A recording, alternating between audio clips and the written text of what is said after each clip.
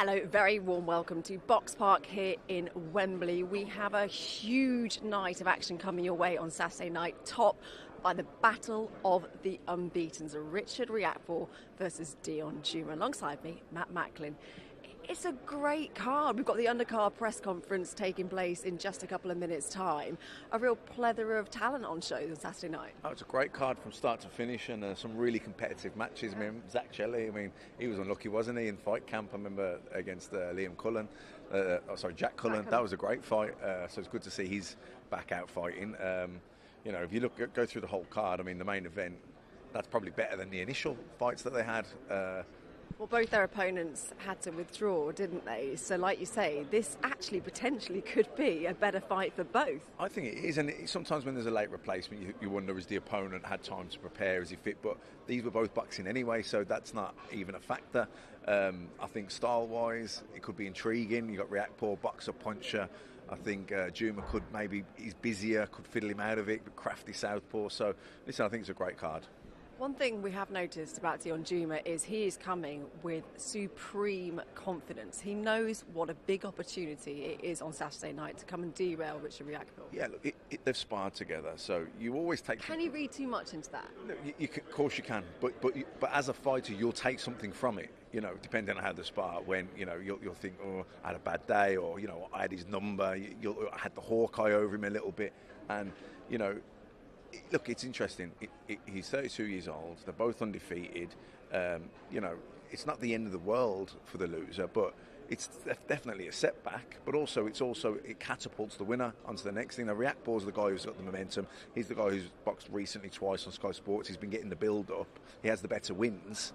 But if Jumah can beat him, he kind of nicks that, doesn't he? And catapults him in there. So it's intriguing. Great fight. Brilliant undercard.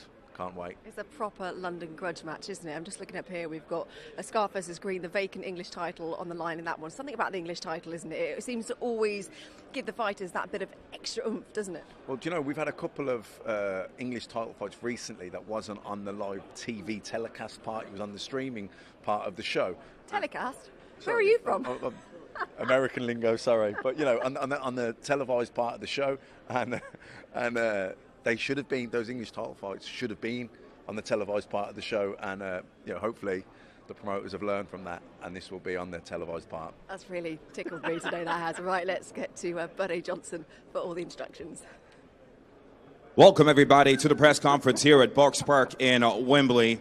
From Boxer CEO and promoter Ben Shalom, this coming Saturday, March 26th, live at the Oval Arena in Wembley, Boxer on Sky Sports Boxing brings you more world-class boxing as we go into our final event of the first quarter of 2022.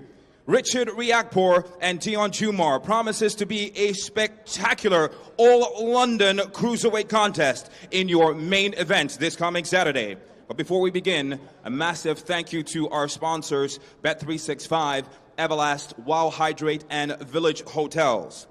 It's time now to meet your supporting fighters in the Boxer event this coming Saturday.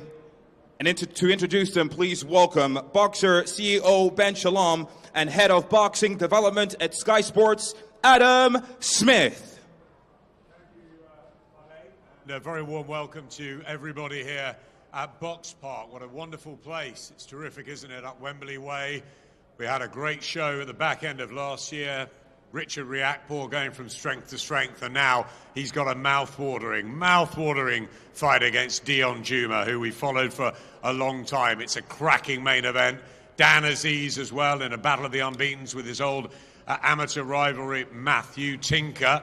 And Adam Azim, who have so many people are talking about Adam, so much potential, and he's stepping up to fight Conor Marsden. So we're going to bring those up a little bit later, but it really is a stacked, packed night on Saturday, March the 26th.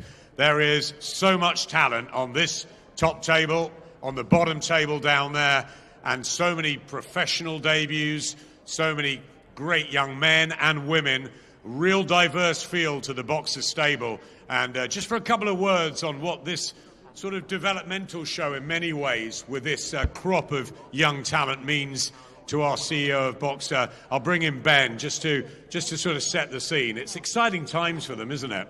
It is. I mean, we saw the power of Sky Sports in February with some absolutely huge shows, and I think it's become easier and easier. I think the fighters now want to be on the platform, and they're all looking at the Amir Khans and the Chris Eubank Juniors and the Kell Brooks, and they want to be on that platform, and they want to be the next superstar. And we think we have many superstars on this table today, and it's exciting. We've got debuts for us in Kongo's debut for us, Chelly's debut. We've got professional debuts as well with Jamie and Shannon and Jimmy, and then of course Caroline Dubois returns. So it's a big show for us. I think we're getting into our stride now in terms of on Sky Sports. We're starting to put on some massive shows. The stable's growing, and this one I think is a landmark event for us, because these fighters are all fighters that we believe in. They're fighters that we've been involved in the past, and now they've got the opportunity on the big stage, and really looking forward to Saturday night. And yeah, thank you for the fighters as well.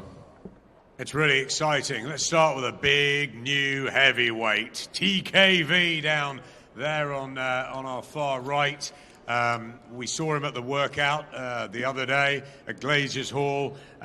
He brings a lot of charisma, I think a bit of power and some skills, good amateur too. TKV, welcome to Wembley.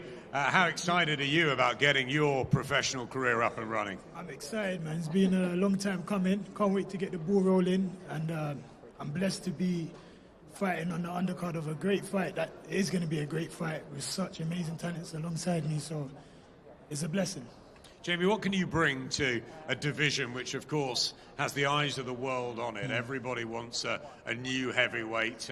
Obviously, in a few weeks' time, Tyson Fury and Dillian White fight here. AJ comes back again. And at the beginning of your career, you're looking up to those guys. What are the ambitions? You know what? My ambition is to be just like them, to sell out arenas, great fights with other heavyweights in the division as well. So like I said before, I'm all about entertainment, and if possible, I want to fight everyone that I can fight in the heavyweight division. So that's what I'm about, the entertainment. We want to see entertainment. What are you going to deliver on Saturday night? You know what? You're just going to have to wait and see, man. You're just going to have to wait and see. I don't want to wait. You tell me. Oh, yeah? Well, I'm just going to show a lot of skill, speed, a little bit something different for the heavyweight division, that's all. Adam, a lot of people don't know about Jamie TKV. He's had a big amateur career. He's now in the Ben Davison stable with Barry over there, and everyone that he spars with just says very, very good things, and he's almost an unknown quantity. He wants to go straight into the deep end as well. He's 28 years old. He's not here to mess around, and we're really excited about him. He's got a great management company in Disturbing Sports as well. He's got a big team behind him, and yeah, it's exciting with Jamie. I think people are going to see he's got a big fan base as well, and he's got an exciting style. So really looking forward to Jamie debuting. Yeah, watch out for TKV. We're also going to watch out for a youngster down at the other end of the table. His name's Jimmy Lee, and Jimmy Lee has John Wischusen's backing. He keeps telling us what a good fighter he is from Guildford. Very, very decent amateur, calls himself The Problem. Jimmy, great to have you with us, and you get your chance of getting the career started. I know you're chomping at the bit.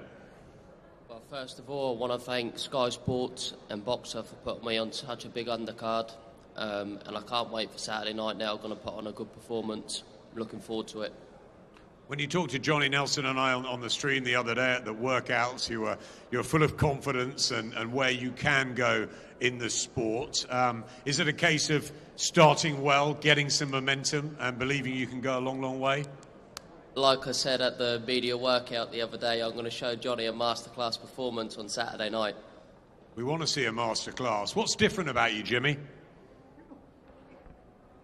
A lot of things, long rangey southpaw. I can fight, I can box, I can do it all, There's not nothing I can't do. We look forward to seeing you. Only a teenager, 18 years of age, but a brilliant amateur.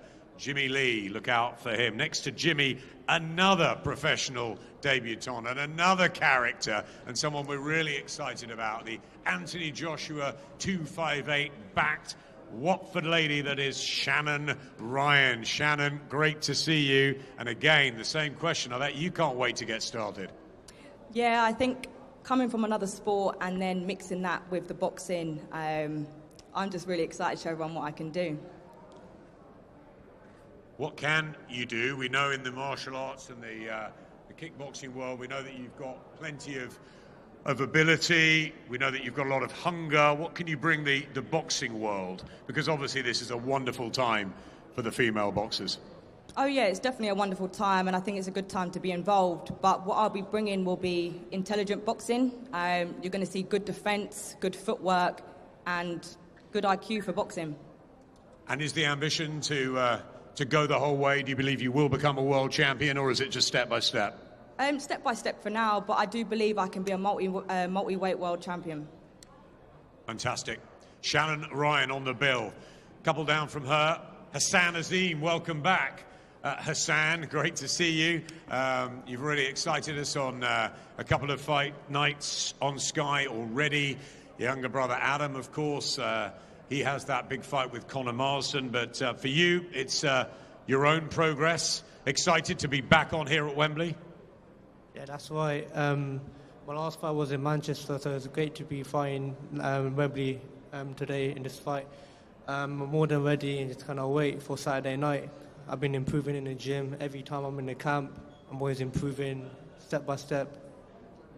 The hitman, of course. Is it the power that might set you apart from others?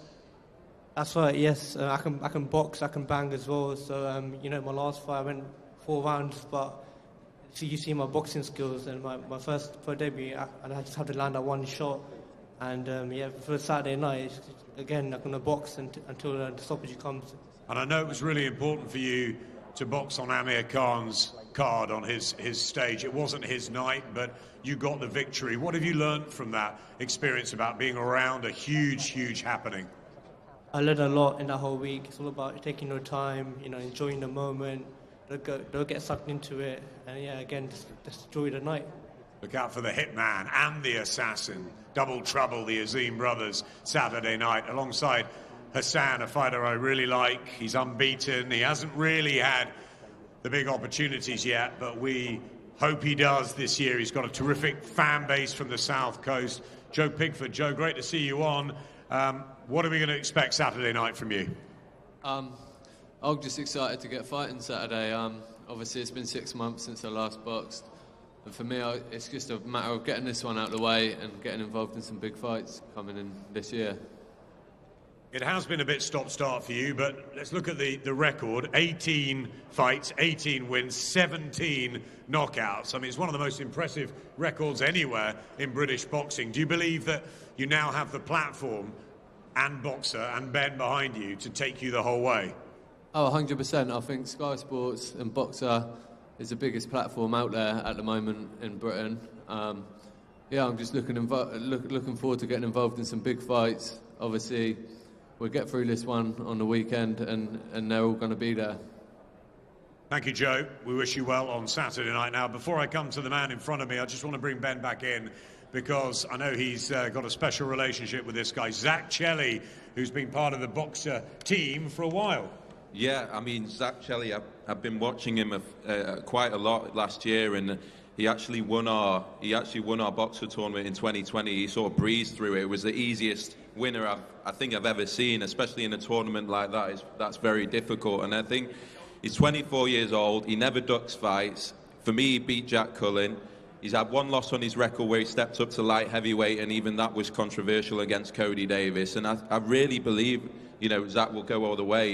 He has all the attributes. He's very, very powerful, and yeah, he has a really big future ahead of him. He wants to go straight in again. He's waited his turn. He's waited a long time, and he feels like now he's got the opportunity. He's going to take it. But yeah, I cannot see anyone beating Zach Chelli at super middleweight, and I think he really, really will go right to the very top. And we'll see that on Saturday, and then he'll be in big fights straight away. And I can't see anything stopping Zach. Zach, you're 24, so a baby still really in the super middleweight division. You've had 12 fights. We all remember the Jack Cullen fight, of course, in the Matchroom Garden, which you felt, and many felt that you won that night. How quickly now do you want to move back up to real title contention? Well, first I'd like to say thank you, Sky, and thank you, Boxer, for having me back. I'm glad you're both working together so I can working together so I can perform on both your shows. And thank you, Ben, for speaking well about me. I'm going to prove you right on the night. So this fight, I've been out for about a year. I'm going to do a great performance. God willing, be a nice knockout, and then back in for titles. Jack Cullen, as you can see, he's gone for European title. I want that title perhaps afterwards. I'd be happy to fight the one that beat him, to show I am better than him. So yeah, straight after this, I'd love to fight a title. Even if this fight does go well, I'll be happy to fight on the April 2nd show as well. I'm ready. I know it's been tough for you as well, the lockdown, and you've been taking some teaching jobs, and you know it's a credit to sort of keep going. But now you feel that it's got to be the boxing path for you. Yeah, of course. I've done the teaching jobs. I've seen how people do 9 to 5, and I've got to say congratulations to you guys. It is hard. I don't want to do it again. That's why I've gone running every day, and every day I go running, I just think about how I don't want to do that 9 to 5. I want to become a champion. I want to become rich from boxing. I want that nice lifestyle, and so I'm training extra hard to make sure that happens. Brilliant. The kids look up to you, don't they, Zach, though? All the kids at my school, when I teach them, they come to me and like, Zach, they say, sir, of course, they call me sir, Mr. Chelly. They say, sir, you don't look like a teacher. What else do you do? And I tell them, well, I'm a boxer. They catch me sometimes shadow boxing in the corner of the classroom. So they ask me what I do, and they've actually searched me up. It's a bit creepy now. They all know everything about me because all on the internet. But yeah, they'll be supporting me on Saturday. Great to hear you speak, Zach, and what a story. Fantastic. Let's move up to the top table, and next to me, a young man who is going to be a big threat in the welterweight division, if he's not already. Chris Kongo. Delighted to have you back, Chris, under the Boxer banner. Some big fights out there for you. Your 14th outing on Saturday night, and I bet you just can't wait to get back out there. 100%. It's a blessing for me to be back out, to be back on Sky Sports, of course, be fighting under boxer Ben Shalom. I just can't wait, man. I've been played with a lot of inactivity in my career. If you know my career now, it's always been a down slope. I've had some ups and downs, but now we're going all the way up. Ben, some fantastic fights to be made for Chris. We know Florian Marku, Chris Jenkins next week. You really believe in this guy to my left, don't you? Yeah, I think that welterweight division, as you say, there's so many fights that can be made. But Chris Kongo is one of the best. I think we saw with McKinson, off the back of beating Chris, he then goes and gets his world title shot. He was meant to fight Virgil Ortiz, and I think it just shows for me how good Chris is. I think everyone expected him to win that night. He was against an extremely awkward fighter, and I think there were a lot of problems in the camp as well. But now he's with Ben Davis, and now he's in that camp. I just feel nothing can stop him now. He's got his mentality back. He's very focused, and he wants to take on the best in the country. And I think we'll see that in May onwards, April onwards, and it's going to be an exciting journey to watch. We saw Ben become Trainer of the Year at the British Boards. Obviously, he had that incredible win with Lee Wood, training Josh Taylor and so many others. How does that rub off on you, Chris? Have you made the right move, do you think? 100%. Just take it away from the coaches. Look at the fighters. You got Josh Taylor. You got Lee Wood, who had a fantastic win the other day. You got Mark Dickinson. You got the 2 Olympians, Pat and Luke. So we all bounce off each other. We all work hard in the gym. Of course, we got Jamaine TKV as well in the gym with Barry Smith, Lee Wiley. So the camp is great, and I can't wait. Chris, do you think you can be the sort of last man standing in this packed welterweight division? Do you think you've got the tools to be able to deal with anyone out there? 100%, and that's why a lot of the time people have not wanted to take fights. People have declined fights, and we've seen it throughout my whole career, even up until now. So, now I've got the big platform and the backing. Regardless, we're going to keep moving all the way to the top. Whoever doesn't want to fight, we push them to the side and we move forward. Chris Kongo, Saturday night, to continue his career in fight number 14. We have another English title fight for you, and we've had some absolute crackers. And before I come to the guys, Ben, just a word on what these fights could deliver, because we've already seen them on your shows. Yeah, English titles are my favourite type of fight. You usually get fighters at a crossroad, and either they've stepped up and not quite made it, and just need that next fight to really break into the to the top of the division. I think the same is the case for this on Saturday night. We've seen it with Anthony Walker in this same division, what it can deliver, and I think this fight obviously is a 50-50 fight. It will deliver, and I think it's just good to be able to get another one on the card, and I think the more we can do it, the better, because you look at both of these guys and they step up and they've not quite made it and they need that other opportunity, and both of them have that now, and whoever wins is going to get more opportunities in that division, and it's definitely a fight to watch on the card. I think this one, both of them are going to come forward. It's going to be exciting. Absolutely, live TV for it. Louis Greene and Harry Scarff. Let's start with you, Harry, down the bottom end of the table. Derby, 28 years of age. You've won 10 of 12. How big a night for you is this? Because in terms of exposure and platform, it's a huge step up, isn't it?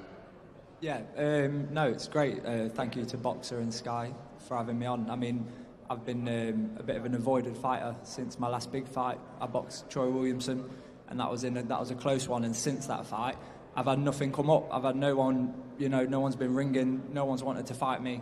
And then in the meantime, I've just stayed on it, dedicated to my craft because I love boxing. And then, yeah, I'm just ready to go. Grateful for the opportunity. But I've been here before. I've won the English title before at super welterweight. I've boxed on live on Channel 5. I've boxed on Sky Sports Live and on BT. So this is nothing overly new to me, and I'm just going to take my opportunity. Harry, how frustrating has it been to feel like you're avoided, to feel like you can't get a fair shake to get a big fight? Now you have it. Is it frustration building up, or is it now it's just concentrating on winning that English title and moving on? Yeah, I mean, it has been frustrating at times, but I've stayed on it, and I've been getting better and better in the gym. Dedicated to my craft, like I said, and now I've got my opportunity. So no frustrations. Now I get to take this opportunity and then move on to anybody else in the welterweight division, because I don't care for none of them in the welterweight division. How good do you think Louis Greene is, and how do you deal with him? I've had a little look at him. He looks all right. He comes forward, wants to have it, but you're going to need more than that to beat me. I can box, and I can be a dog as well, and that's what I'm going to show. You come forward, you want to give it Louis Greene. Tell us what you're going to deliver Saturday night in this English title chance. Same as Harry. He's always in a good fight. We're both always in a good fight. And like he said about he can box and he's a dog. We're both dogs. We're both going to get in there, and I think it's a good fight for the TV. Well, that's exactly what we felt when we saw the match made. And you, as fighters, you believe it's going to deliver, because these English title fights are delivering at the moment. I think from the southern area onwards, you can if you get two good fighters at 2-1, you're always going to get a good fight when two men really believe in themselves. They're going to go at it and they're going to prove who's who. So I think it's always a good bill when you've got good titles on the line with good boys who are going to get in there and bring it. That's what we want to see. What do you think gives you the edge on Saturday? The same as Harry. The same as basically what Harry said. We've both been in these positions before. We've both been in very tough fights. We've both been in hard fights. We've both been considered out of our depth and come through it. So it's a good hard fight, this fight. Good hard fight. The fans are the winners. Basically, yeah. Two dogs going at it. It's going to be a good fight. Two dogs. We can't wait for that.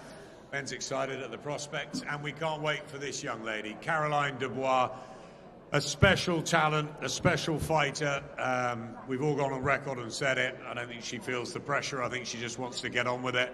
Having her pro debut in Cardiff, hearing Sweet Caroline, having Clarissa Shields on the bill, one of her people that she looks up to, an idol, Michaela Mayer on commentary, and Caroline performing fantastically in her first professional fight. The second on her journey, surely towards world titles and beyond, happens on Saturday night. Caroline, welcome back. Great to see you. And I bet after some frustration about getting the pro career started, we're up and running now, aren't we? Sure. It's a pleasure to be boxing on this show. It's a mega show, and I'm just glad that I'm here. Glad you're here. What did you learn from your pro debut in Cardiff? It was quite a crowd, quite an occasion, obviously, with Eubank and Williams and Clarissa over, spreading her love and magic in Wales. Sure, yeah. Boxing on that show was a mega show. There was good boxers, Eubank, Williams, Clarissa Shields. To be honest, Clarissa took a little bit of that pressure off me. and now I've got to, you know, just soak it up. It was good to box on that show, to box on such a mega atmosphere, and it was good to soak it up. I know you spent a bit of time with Clarissa and obviously Michaela as well. Do they pass on any tips? I know they're both really excited about you. Oh, it's amazing hearing that comment from both of them. You know, they're both people that I look up to and hopefully want to emulate in the ring. Clarissa Shield, she was always there, just telling me to remain as calm as possible, to enjoy it, soak it up. If I was nervous, you know, not to be, because it's just another fight. We do this all the time. Ben, Caroline was your first signing from the Olympics. You just had to get her, didn't you? And you can't wait to see her development. Yeah, I've said it so many times. There's not much more I can say about Caroline. I think it's great to get the debut out the way. Obviously, anyone would be nervous on a stage like that, and Caroline sort of shrugged it off, and for me, put in an amazing performance against a really tough opponent that had been in there with Ebony and Tasha Jonas and taken them to the distance. So, yeah, I think Shane obviously has extremely high hopes for Caroline. We want to move her carefully, but she'll be a world champion within 12, 18 months. I'm convinced of it. And then it's just about what she can achieve beyond that. And it's about legacy for Caroline. And, yeah, just great to keep getting her back out, keep getting her on the biggest platform. And, yeah, she can go right to the top. Caroline, I asked Chris about Ben and what he's brought as a trainer. Shane McGuigan's obviously got a fantastic stable. You're all working so closely together. And what does he bring you, and what is the support you get from such talented fighters around you? To be honest, it's great. We have a massive stable. We got some good top prospects, good people coming up. You know, Hassan, Ellie, Adam. And we got people who are there at the top. We got my brother, you know, Lawrence Okoli, Chris Billen-Smith. We're all rubbing off each other. We see each other every day at the gym. You know, with Shane, I'm learning something new every single day, and I just can't wait to go out there and perform. You know, Shane told me to take every fight and make it like a spar. You know, you go in the spar and you want to learn things, practice things, and it's the same thing with these fights. So it's early days, and it's all about learning. Now, I know your big brother Daniel's got his big opportunity. Might have to go overseas for that, with that huge bid from Don King. But he was telling us at the workout, it's all about Caroline. She's the special one in the family.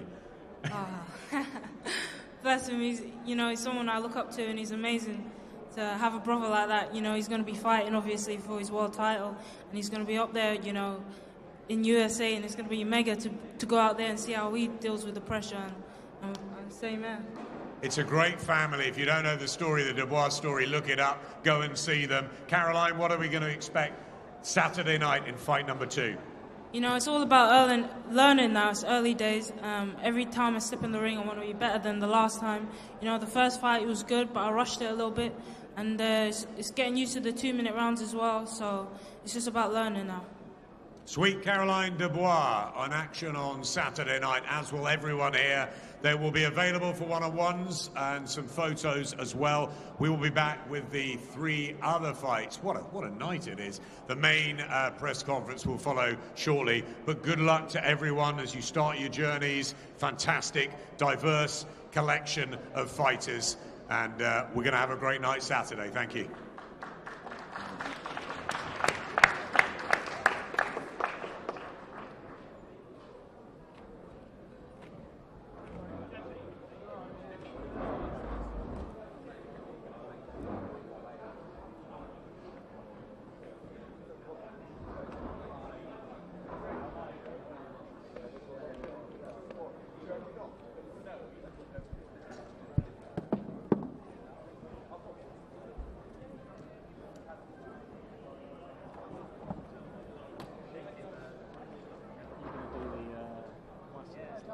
Pardon? I don't close though. You alright? How are you? I'm good. Yes. I ain't going yet. No. Yes, certainly. You know, anytime. I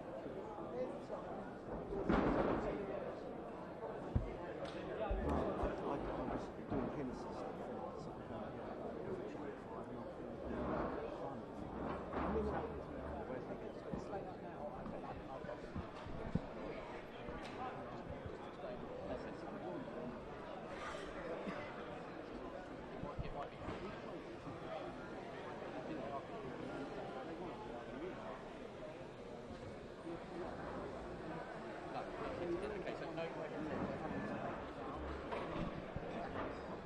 So that is the undercard press conference over. We have the main event coming up in just a couple of minutes' time. We're going to take a break, a short break, 2-minute break, but join us for all the press conference and the main event next.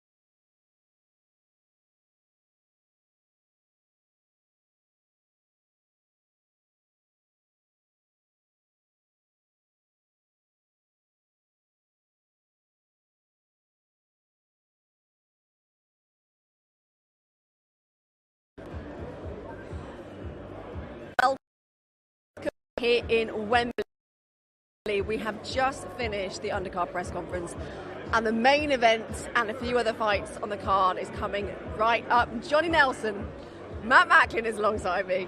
It's cosy here today, isn't really it? Small. I feel we've got a camera down there, and Johnny was like, "You look really, I've got your back, so you don't fall off the stage. So don't worry." Yeah, don't do the moonwalk. No, we have to stay still, can't move anywhere. I know you're very much looking forward to the main event, aren't you? The Battle of the Unbeatens. It's a proper London grudge match, isn't it? And you know, when I was boxing at cruiserweight, it wasn't a glamour division. There wasn't that many cruiserweights around. There wasn't much competition. Now you've got two unbeaten fighters, a grudge match, two Londoners, and I think a loss to Richard Riakporhe would probably be more damaging to him than it would be to Jumah. But these two guys have got history behind closed doors. There's so many conflicting stories about how they've done in sparring against each other in the past.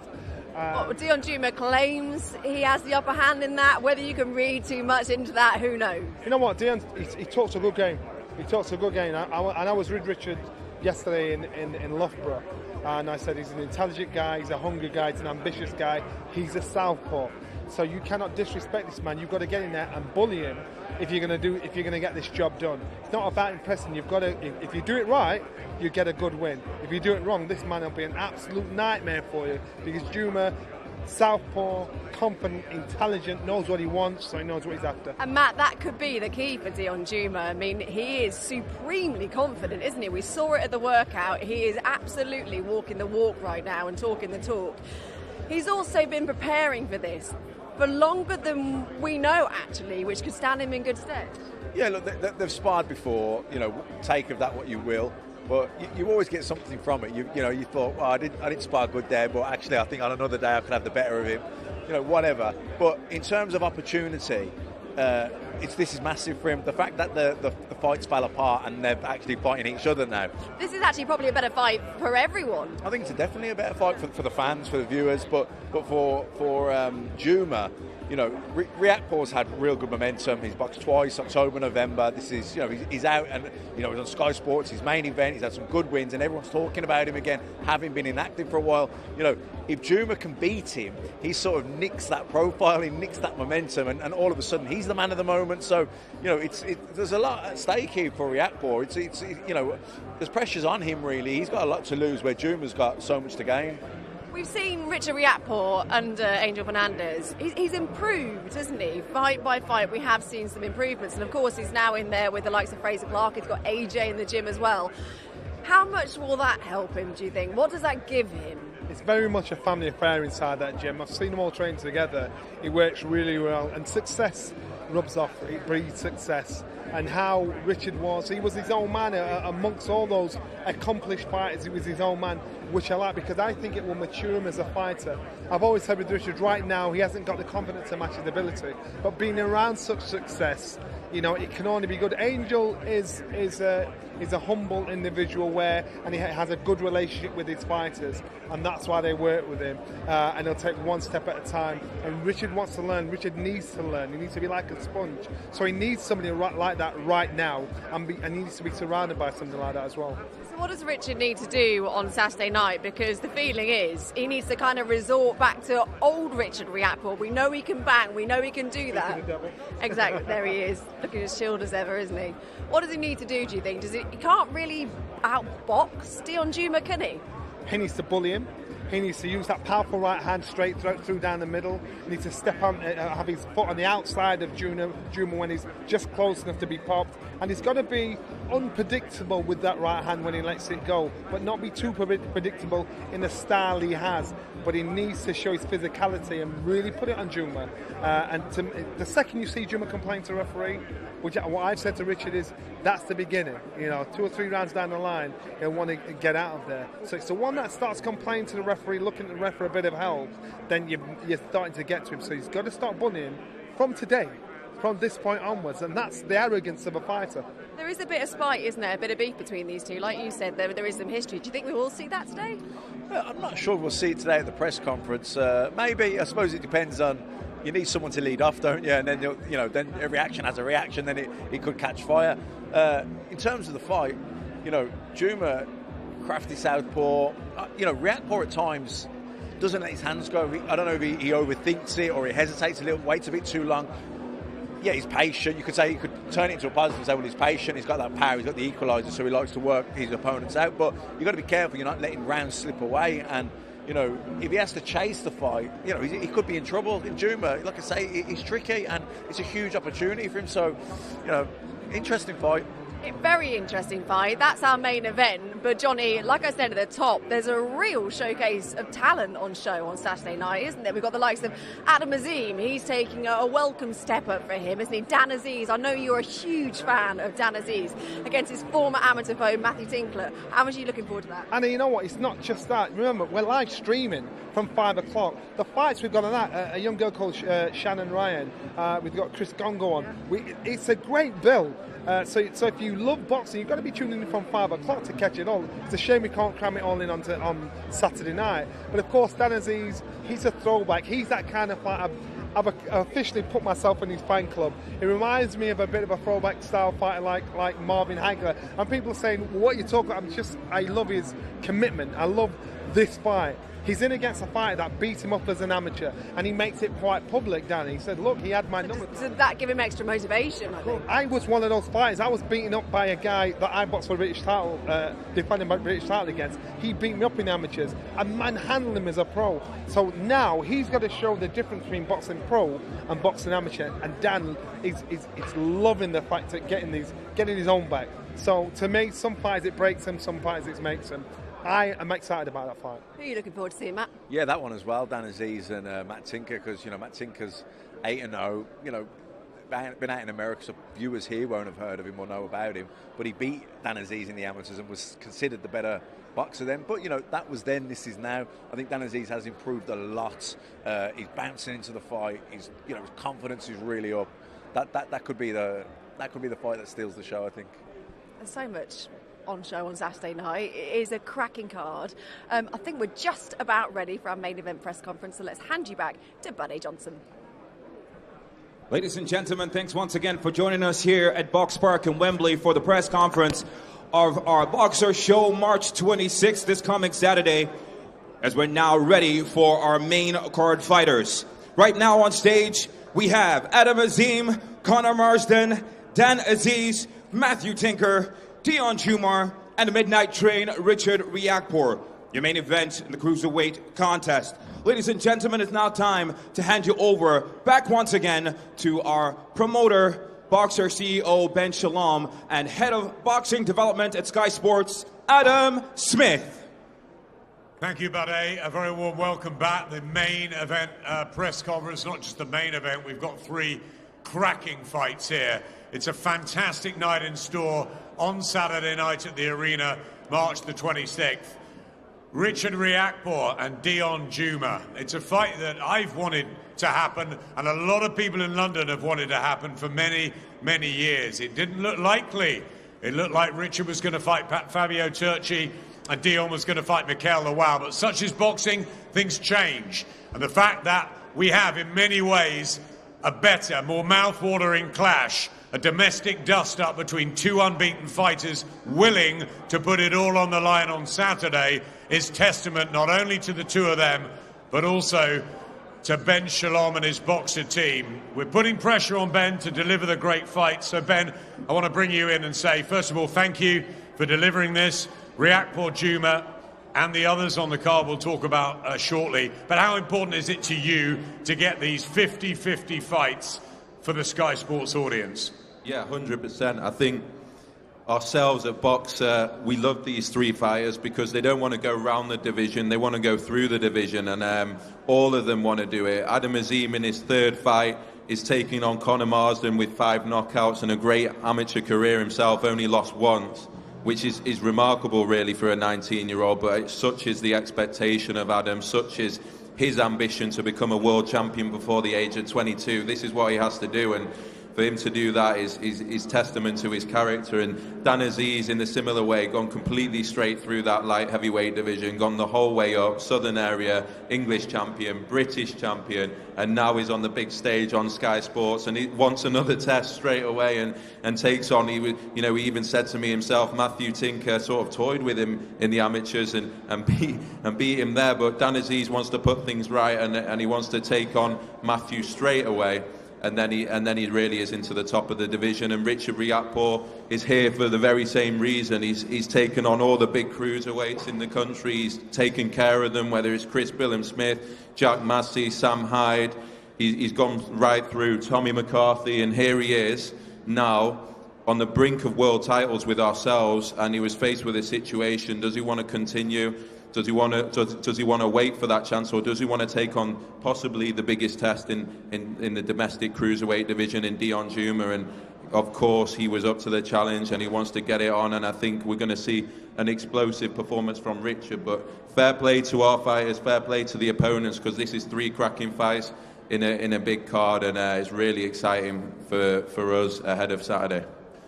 You say our fighters, our opponents. I'm actually going to start with one of your fighters in Adam Azim, because it really is a challenge. It's a step up, this, to fight the Southern Area champion in Conor Marsden. So Adam, I'm going to come straight to you. We had Hassan here a few minutes ago. You're making waves, obviously, in British boxing. Everybody's talking about the 2 brothers, particularly you, particularly the fact that Shane McGuigan is backing you to the hilt to become this world champion, the best he's ever worked with. There's pressure on those shoulders, and you're deciding to take this step up now. Right time for this, do you think? Yeah, I believe so, that I'm ready for the step up. I've been in the amateur game, I've been to European Championships, I've been to numerous tournaments around the world, and I believe that I belong on the big stage, and this is my time to shine, and I believe I'm ready for the step up. Often young prospects get many fights against different journeymen, different types of spoilers, different sort of fighters to learn their trade on. You're doing it a different way. You're going in against a guy who's won pretty much everything, was a good amateur himself, so there's no fear for you. You're a young man and you want to get going quickly. Yeah, that's right. Like, hats off to Conor Marsden. He's a Southern Area champion. I respect him a lot, but I believe I'm ready for the step up. And do you know what? I like to have people come at me and have a fight, because I believe so I am better when someone comes at me instead of retreating and going into their tight defence. You've already given us some good knockout action. You've given us some pretty impressive skipping. You've given us some backflips. What are you going to give us Saturday night?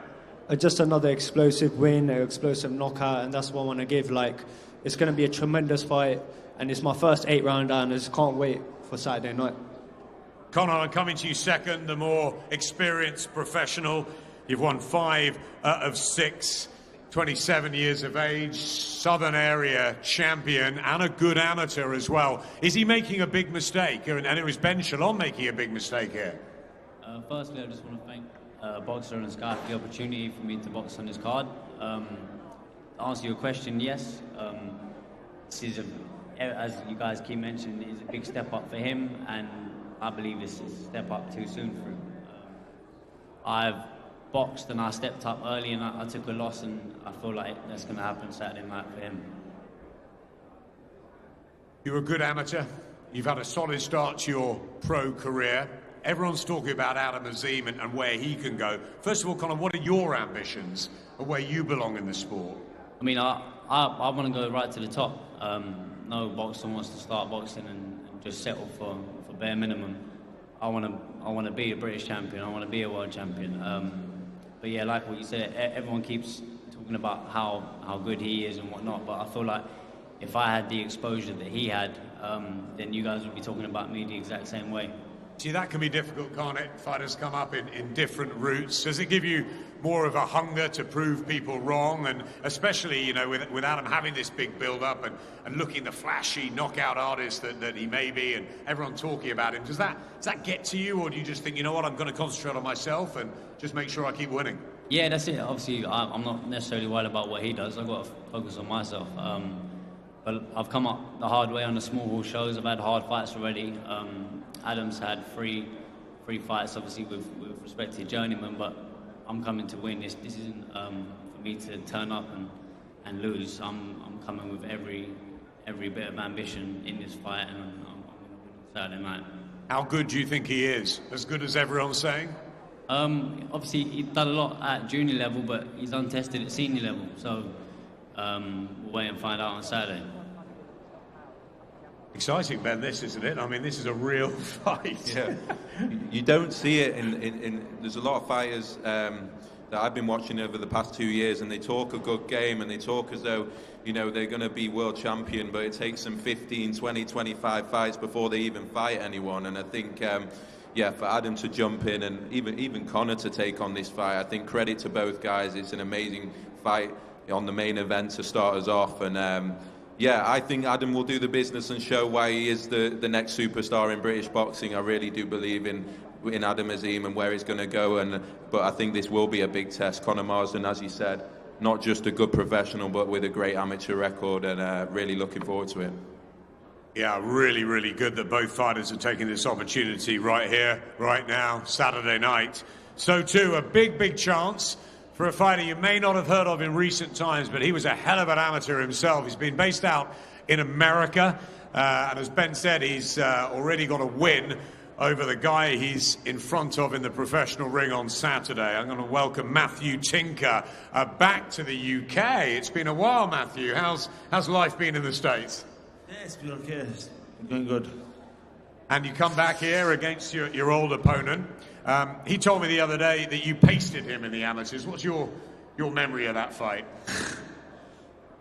I'll be honest, I can't really remember the fight. You know, it was a long time ago. I can remember things around the fight. The fight was at Porchester Hall in West London. At the time, I was working on a building site in West London, and I was at work in the day. I left work a bit early for the weigh-in, and half the building site came to the fight. And I remember they went to the pub after work, and then straight to the fight. And I remember I was there at Porchester Hall warming up with Mickey Delaney. I remember looking down, thinking, I hope they get me on soon, because it's getting a bit leery down there, you know. But the fight itself, I can't, it's a long time ago. I can't really remember the fight too much. Yeah, for me, I wouldn't pay much attention to that fight, you know. It's a long time ago. He's a different fighter, and I'm definitely a different fighter. Yeah, I feel like people might think I've been brought in here, short notice as a bit of a soft touch, and that's not the case. I fancy the job, Yeah, what do you bring to the table? How confident are you of inflicting the first professional defeat on Dan? Yeah, look, I'm quietly confident. What are we going to see from you in the ring Saturday? Yeah, look, you're going to see nice boxing. Look, you're going to see nice boxing, and that's it. I'm not going to say too much, but I'll let you all know I fancy the job, Quality fighter Matthew Tinker in with Dan Aziz, who really woke us all up at Wembley a few months ago when he burst onto the British scene, winning the title in a really, really good performance against Jose Burton, who was fancied by many at the time, and it was a destructive win from Dan Aziz. He's a likeable guy. He's got a great story. Let's bring him in. Champion of Britain. I know you want to do things the old-fashioned way, but you want to get going. You want to fight anyone they put in front of you. And you've got your old foe in Matthew Tinker. He might not remember the fight, but you did, didn't you? Yeah, like I said, I remember it quite well, because it was quite a pasting. But he was very he had a strong pedigree as an amateur. He probably doesn't remember because he had quite a few fights. I was a little bit raw. And yeah, come Saturday night, I just want to prove to myself that, yeah, I'm a different fighter from those days. Do you know what I mean? He's a good amateur, and I believe he's a good pro as well. He's got a very action-packed style, and I just think our styles will gel, and I think Saturday night the fans are going to have a good bout to watch. Yeah, it's a battle of the unbeatens again, which is always fascinating. Do you believe that you've developed in the last sort of 2 or 3 years, particularly you now feel like you're sort of hardened pro, you're 32, I know there's big ambition for you, but you want to take it step by step? Yeah, for sure. I believe I'm always developing from the start of my career. As you can see, the strides I've made, picking up title after title. So yeah, I'm definitely hardened. I feel like I'm getting better. And Saturday night just poses, on paper it might look like should be a walkover, but I know it ain't, and I ain't trained like it ain't. So come Saturday night, I'm looking to put on another destructive performance. Because you know what he's all about and what he was like as an amateur. Exactly. I remember how I felt in the ring against him.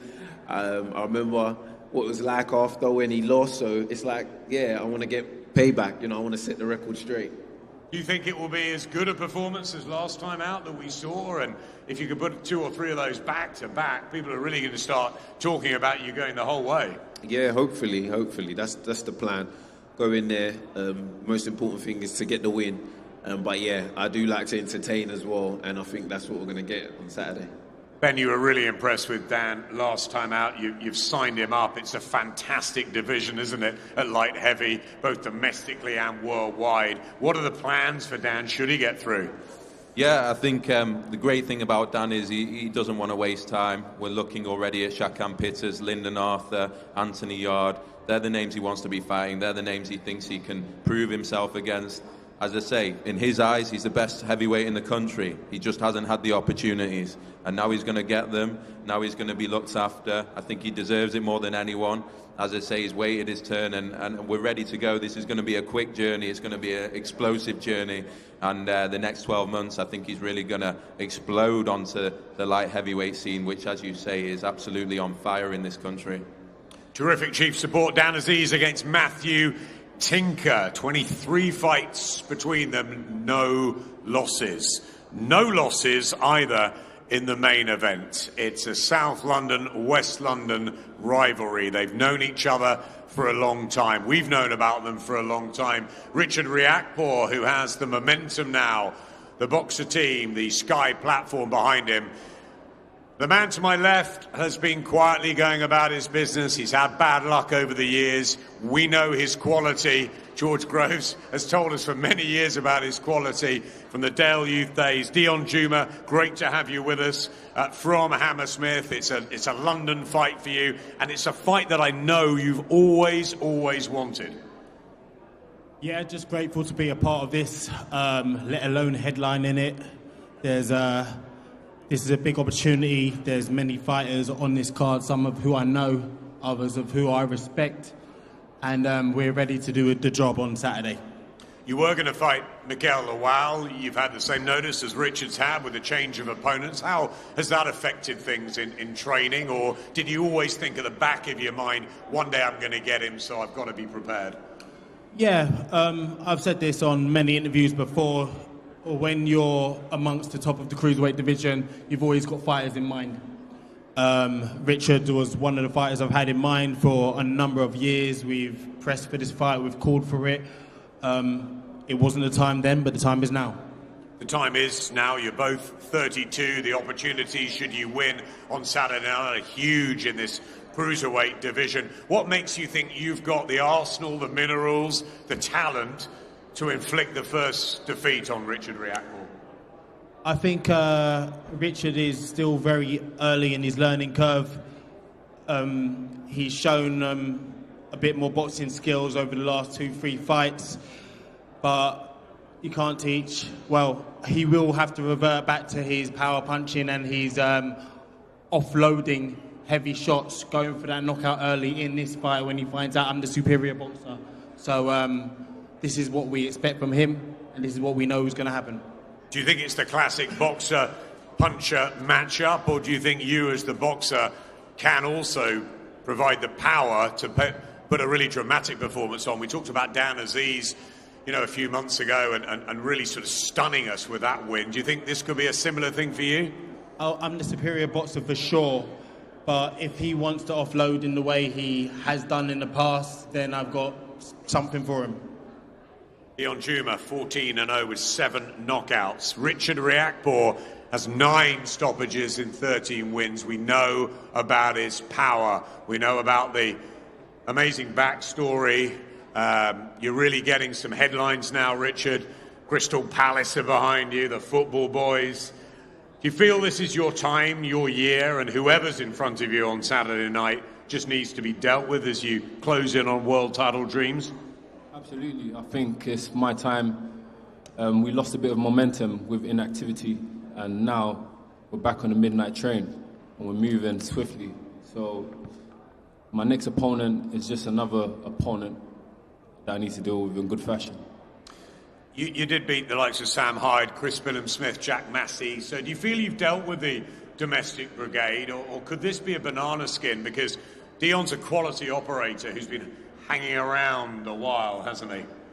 Yeah, he's been hanging around a lot, but, you know, it's when I, you know, looking into Deion, it's a bit interesting because he's been pro for a very long time. You know, I think he went pro in 2013. He's only had 14 fights. Never had any significant wins.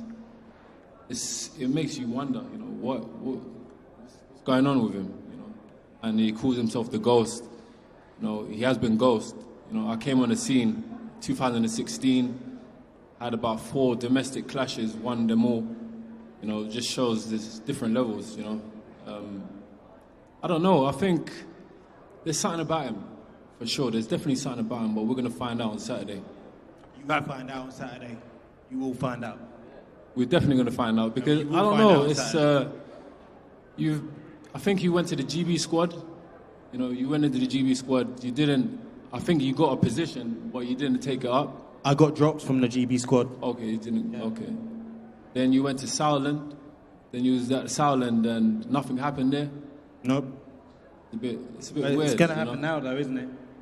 Well, I don't know, man. I think there's something about it. You know, maybe it's bad luck. Maybe that's your thing. But I've got good luck now, though. I'm fighting you, though, aren't I? I feel like there's something going on. But we're gonna put our finger in it, definitely. A lot of people are seeing it as the classic boxer-puncher matchup, as a really, really good fight.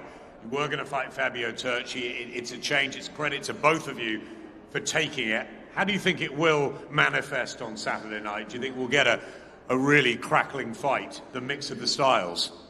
Yeah, I think it's going to be a good fight. Deion, he seems like he's on game. He seems like he's been talking a good game. And he's undefeated as well, so I understand how the undefeated fighters are quite stubborn. But I feel like once I start letting my hands go and start connecting, I just don't think he's conditioned to absorb the punishment that I will dish out. Richard, we talked earlier in the undercard press conference about Ben Davidson, about Shane McGuigan. Let's talk a bit about Angel Fernandez, because of course you're with him. AJ's with him, Fraser Clark is with him. What a brigade of talent here, and you must all love that atmosphere and, you know, working with each other and getting the experience that the three of you bring. Yes, it's an honor, you know, being in the camp with AJ, being in there with Kieran Molloy, with Fraser Clark. Everybody's hungry. Everybody wants to make something of themselves. Everybody wants to just make their mark on the world. And it's really impressive, even with AJ, with what he's achieved so far, even financially, but still to have the hunger to come into the gym every single day. It just shows character, and that's really important in this game of boxing. You got the Ghost on Saturday night. He believes he's going to win. He's going to upset you. You've got other ideas. It's world title dreams. The midnight train rolls on Saturday night. Richard? Absolutely. Ben? Final word from you. How excited are you about putting this main event together, and a word for the fighters for taking it? Yeah, it's exciting. I think, to be honest, Richard was the first fighter that I think we signed. He was the first one that believed in the project. We had dreams of him headlining shows. He headlined last year. We had dreams of him winning world titles, and that will happen. And unfortunately, Fabio Turchi pulled out, and it just shows, as I say, Richard's character to take this on. It's amazing as a promoter. It's amazing for the fans. But yeah, Richard will deal with Deion on Saturday night. He's got a lot of power. He's dealt with everyone else, and then we'll be on to world titles. But credit for Deion Jumah. I don't overlook him. He's a top operator as well, and all these fighters up here, they're in, you know, what fans would consider 50-50 or 60-40 fights, and yeah, it's going to be an amazing night. We look like we've got a huge crowd in there. Richard's got his Crystal Palace Ultras coming down as well, and it's going to be a crackling atmosphere. I can't wait. It's a fighter's fight, because I know George Groves, David Hay have been telling me about Deion Jumah and how good he is for years. I know AJ's down, Fraser Clark will be working with us. Try and tune in Sky Sports Saturday night. It's a fantastic night, top to bottom. Some wonderful talent, the likes of Caroline Dubois, Adam Azim in his biggest test to date against Conor Marsden. These two terrific fights here on the top table, and they'll be available for one-on-ones, for head-to-heads, as we get the action back underway. March the 26th, Saturday night, from 7:30 on Arena. Main event as well. And the fighters will be available now for you. So enjoy. Come and support them.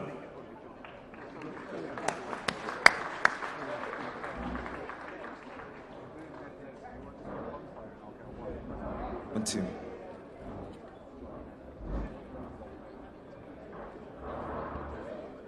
A big thank you to our promoter Ben Shalom and head of boxing development at Sky Sports, Adam Smith. We now invite onto the center stage the two fighters for the vacant English welterweight title, Louis Greene and Harry Scarff, for the head-to-head.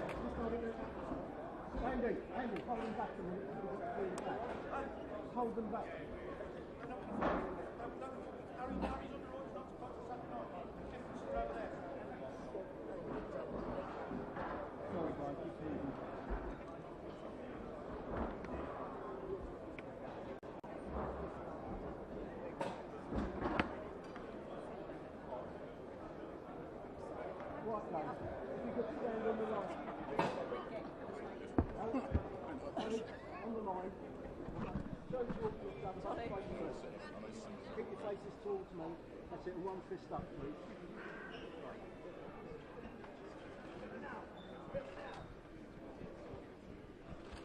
And now at each other, please, boys.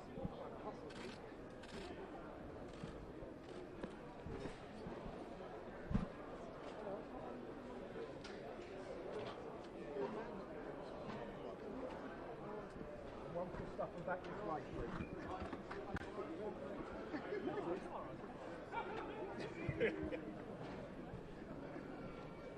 That's great, guys. Thank you.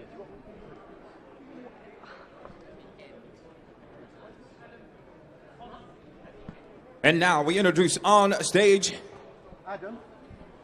the first bout of the main card, Conor Marsden against the assassin Adam Azim. The other fist up, please. That's it. Straight at me. Straight down here, Adam. And now at each other, please, guys.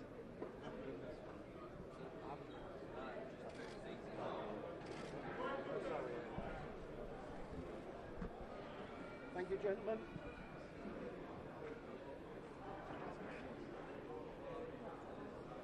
And next onto the stage for the light heavyweight contest, please welcome Super Dan Aziz and Matthew Tinker.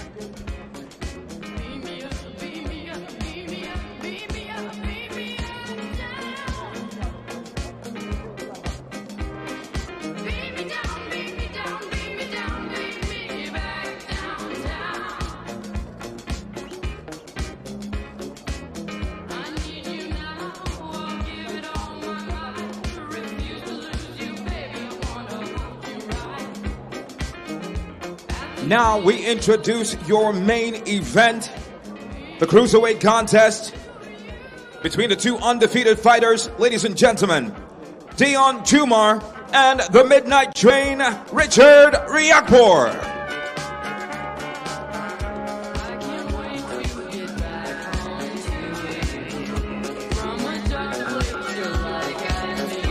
Your main event is brought to you by Bet365, Wow Hydrate, Everlast, and Village Hotels.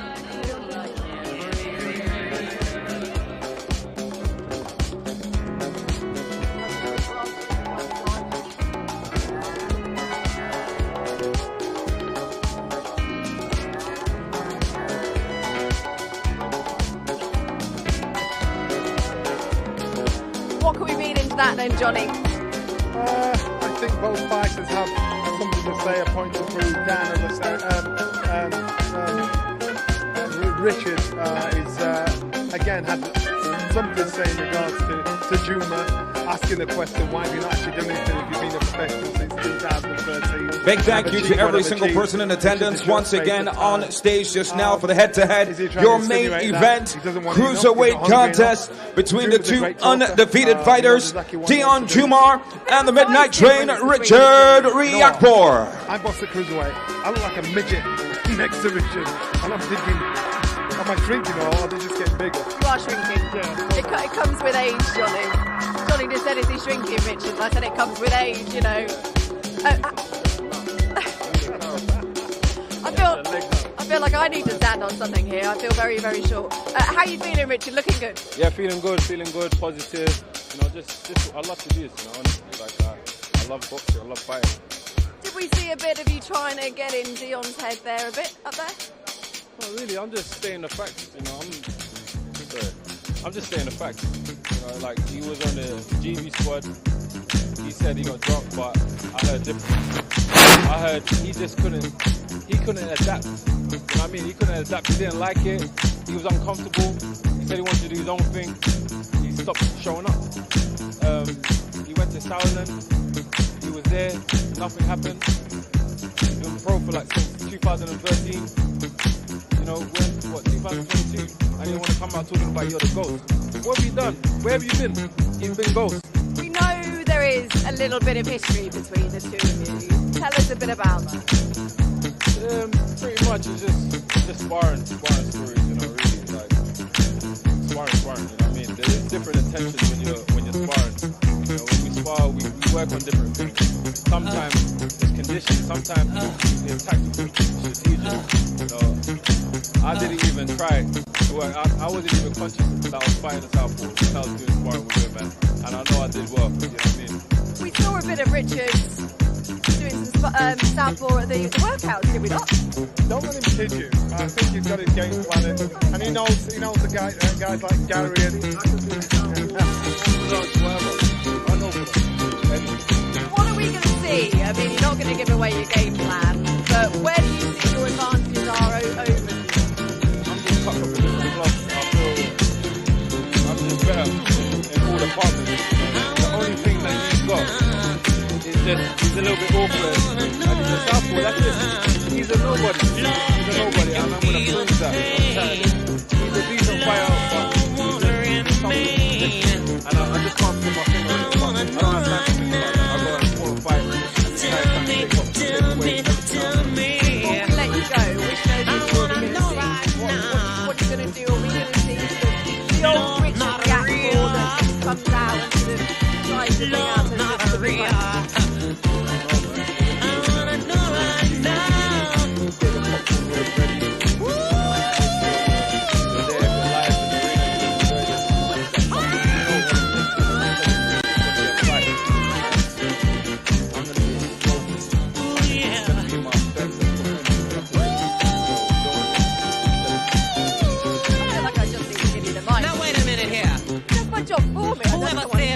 Make you feel the pain.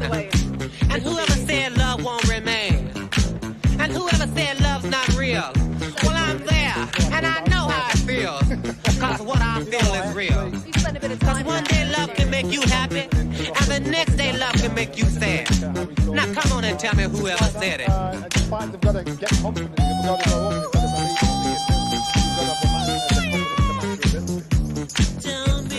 How are you feeling? I mean, what an opportunity for you on Saturday night, an opportunity for you that's probably been a long time coming. Very long time. Opportunity, obviously, we've wanted it for a while. We've been calling for this fight for a little while. Him and the bigger guys in the cruiserweight division, I've been prepared for it for a long time now. So this is why they say you've got to stay ready in boxing. We said at the top that, and I think Adam mentioned it as well, that this fight actually transpires. I mean, you've both changed your opponents last minute, but it's actually a better fight, not just for you, but for the fans, for everyone, really. It's a much better fight. I feel like a lot of people were saying the same thing before that actually happened, that it'll be better if Deion fought Riakporhe, and it's happened, so here we are. How do you beat Richard Riakporhe? you box him, you outbox him, you outwork him. You don't let him have his way in terms of him out-muscling you on the inside. You got to stop him from throwing punches, because once he has you hurt, he'll just keep punching. What do you think, Johnny? I think that's what you've got to do. Yeah. You've got to tap into the weaknesses, and if you see a weakness there, you've got to jump on it straight away. Because if you give a man that shouldn't have one, then you're asking for trouble, and that's what he sees. That's what he's got to jump on. It's going to be quite the atmosphere on Saturday night. How much are you looking forward to that? Like we say, I mean, it's a battle of the unbeatens and a proper London grudge match. I mean, it doesn't get much better than that. It's what we love to see. This is big. This is big. As I was saying earlier, I'm glad to be headlining, let alone a part of this show. I've got a lot of people coming down, looking forward to it. It's in my hometown of London City, so we're blessed. Well, best of luck, and we'll see you tomorrow, and enjoy the fight week. Thank you. Should be good. Love the cruiserweight. Again, as cool as you like. You know what? Because you've got two fighters that really believe they'll win. You've got two fighters that are confident in their ability. You've got two fighters that think they have the beating of the other. So he talks a good game. Richard is probably picking at the weaknesses, as in, you know, why were you not with Thailand? Why were you off the GB squad? Why were these... But is that not all part of the mind games? Yeah, that's trying to get under his skin. You kind of half told the story to say, I know who you are. Talk is cheap. You know, we've just got to see what happens once the bell goes. Absolutely, and of course Dan Aziz as well, we saw up there. I mean, I love the fact that Matthew Tinker was like, did I beat him? Did I not? I can't really remember. You know, there's history between those two. It's all set for a cracking fight. But Danny's very respectful as well. Yeah. To And say, honest, you know, isn't very it? honest, and I love that. And to me, it tells me that's a fighter that actually thinks, you know what, I've got your number now. I want to show you what I can do. I've grown up now. I'm not a kid anymore. So I am really looking forward to that one, bar the main event. It is all set to be a cracking night. You don't want to miss it. Join us tomorrow for the final face-off and the weigh-in. That all gets underway from 1 o'clock. We'll see you there.